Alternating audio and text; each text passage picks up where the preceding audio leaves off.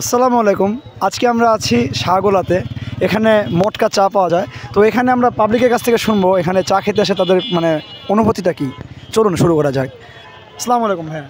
Yes, আপনি কি yes বললেন কেন? আপনি কি জানেন না সালাম দিলে ওয়ালাইকুম আসসালাম বলতে হয়? only English. নাকি ন্যূনতম যে জ্ঞানটা এটা আপনার পরিবার থেকে পান নাই, কোনটা? বাংলা পারি না, only English. Okay okay.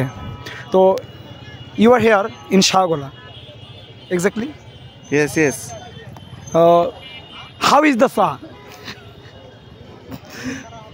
The chai is very ভালো and we will eating চা ওকে ওকে।